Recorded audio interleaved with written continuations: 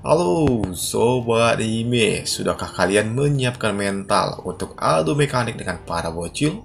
Selepas sholat Jumat. Karena nasi kotak dan sepotong bakwan merupakan harga mati. Waduh.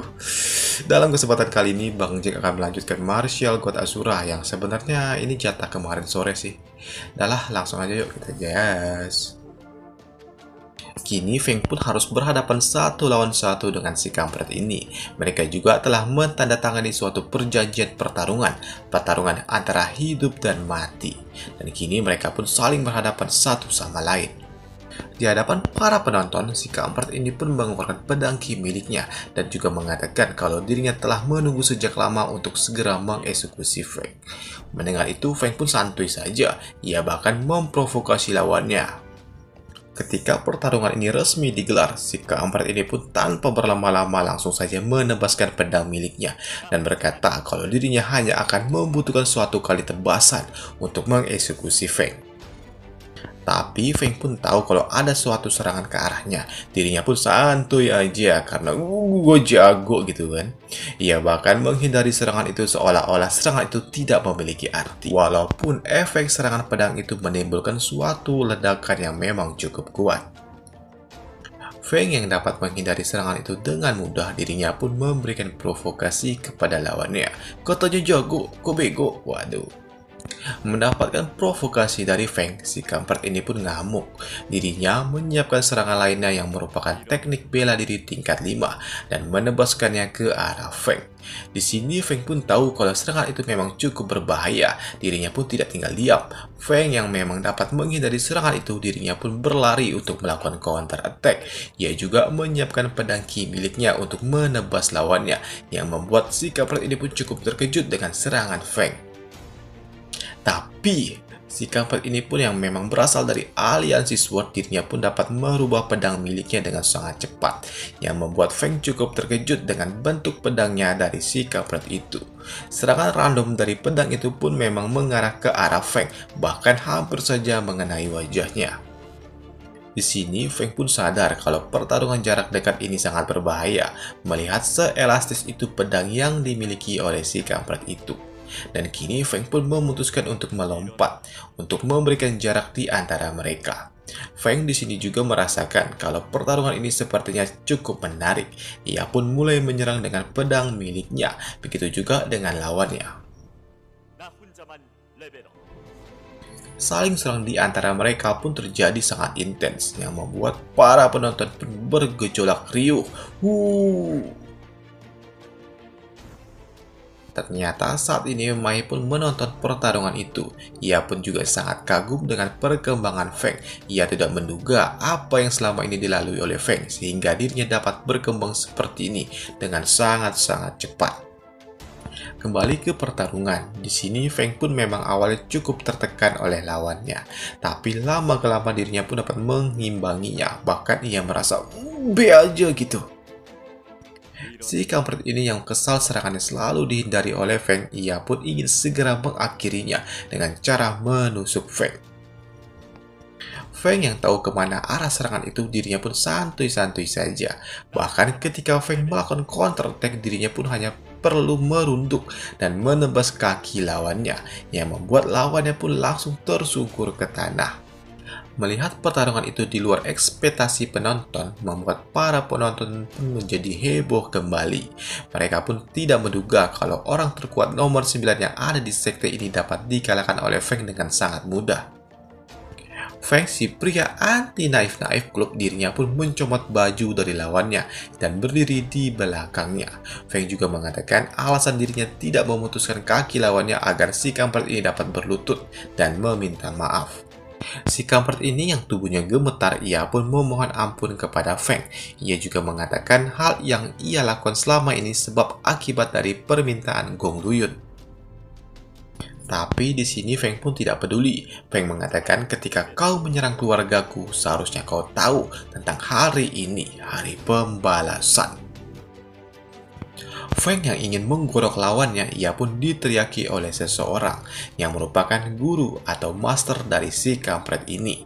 Ia pun meminta agar Feng mengampuni nyawa dari muridnya. Feng yang mendengar itu dirinya pun terdiam sejenak. Tapi perlu diingat, Feng bukanlah orang yang ingin mendengarkan permintaan dari seseorang yang tidak ia kenal, yang membuat Feng memutuskan untuk memenggal kepala dari lawannya. Bahkan setelah mengeksekusi lawannya, Feng pun mengatakan, "Memangnya kau siapa dapat menyuruh-nyuruhku?" Wes, badas cuk.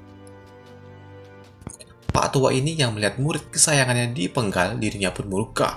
Ia mengeluarkan seluruh auranya yang memberikan suatu tekanan yang sangat kuat.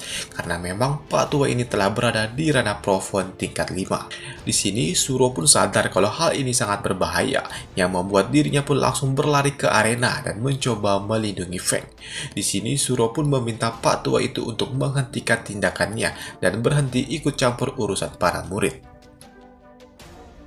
Tapi permintaan Suro pun tidak diindahkan. Bahkan Pak tua ini pun melepaskan suatu serangan ke arahnya yang membuat Suro pun harus terkena serangan itu. Dan uniknya serangan itu pun tepat mendarat di tempat yang paling bagus.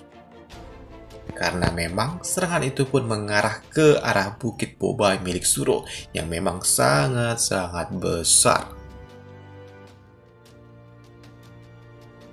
Feng yang melihat wanitanya diserang, dirinya pun kesal setengah mampus.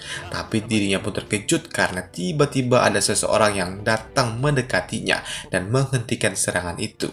Ternyata di sini Feng pun tahu tentang Pak tua ini, karena memang Pak tua inilah yang telah melindunginya dari Gong Luyun beberapa waktu lalu. Selain itu, Feng pun juga tidak dapat mengintip berada di level apakah Pak tua ini. Berbeda dengan Suro, ia pun berpikir dengan adanya Pak Tuali, pasti si kampret itu tidak akan berani menyentuh Feng. Pak Tuali yang berada di tempat ini, ia pun meminta agar si kampret menghentikan tindakannya dan berhenti ikut campur untuk urusan para murid. Di sini si kampret ini mengatakan kalau Feng telah berbuat terlalu jauh karena telah mengeksekusi beberapa orang dan khususnya telah mengeksekusi murid pribadinya. Dan di sini dirinya pun mengatakan kalau dia ingin membalaskan dendam itu. Karena saat ini mereka berada di tengah-tengah arena pertarungan, dirinya pun menantang Feng untuk melakukan duel antara hidup dan mati seperti yang sebelumnya ia lakukan. Mendengarkan hal itu, Suro pun meminta Feng untuk tidak ceroboh. Dan di sini Feng pun tahu diri dan sadar diri dengan kekuatannya. Si kampret ini yang sudah kebelet ingin mengeksekusi Feng, dirinya pun mengatakan terima atau tidak dirinya akan tetap mengeksekusi Feng di tempat ini. Ia yang telah kemakan emosinya, ia pun melepaskan seluruh kekuatannya. Ia yang sudah kalap, ia pun meminta Pak Tuali untuk segera menyingkir. Jika tidak, dirinya akan mengeksekusi Pak Tua ini juga. Ia yang sudah kalap tiba-tiba langsung cep. Dirinya pun terdiam ketika ada seseorang yang berbicara di belakangnya. Orang itu pun mengatakan, Pak Tua, suaramu keras juga ya." Mendengarkan suara itu, si kampret ini pun sangat terkejut karena orang yang berbicara itu adalah Tetua Zugi. Di sini Tetua Zugi pun mengatakan kalau dirinya bersedia membantu si kampret itu jika ia ingin bermain-main. Melihat Tetua Zugi bersama mereka, di sini Suro pun menjadi tenang. Di sini Suro pun baru menyadari kenapa Feng dari tadi kok santuy-santuy aja, padahal dirinya akan dieksekusi oleh tetua lainnya. Ternyata Feng dapat santuy karena ia tahu kalau gurunya akan datang. Di sini, si kampret ini pun mengatakan kalau Feng telah mengeksekusi murid pribadinya, dan kini dirinya pun ingin membalaskan dendam itu. Mendengar itu, Tetua Zugi pun paham akan situasinya. Ia pun mengatakan kalau hal itu adalah sesuatu yang sangat wajar.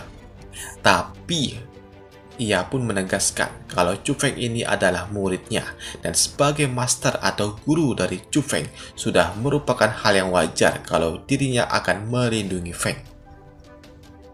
Mendengar itu, si kampret ini pun mengatakan agar Tetua Zugi ini berhenti bercanda. Di sini Tetua Zugi pun menegaskan kalau dirinya tidak sedang bercanda. Ia mengatakan dan mengumumkan kalau Feng adalah muridnya, dan siapapun yang berani menyentuh Feng dirinya akan mati. Mendengar peringatan itu, si kampret ini pun sadar akan kapasitasnya. Dirinya pun memutuskan untuk pergi. Tapi dirinya pun dihentikan oleh Tetua Zugi karena Tetua Zugi sudah memblokir jalan keluar. Di sini, Tetua Zugi pun meminta agar si kampret itu tidak menyentuh Feng di masa depan.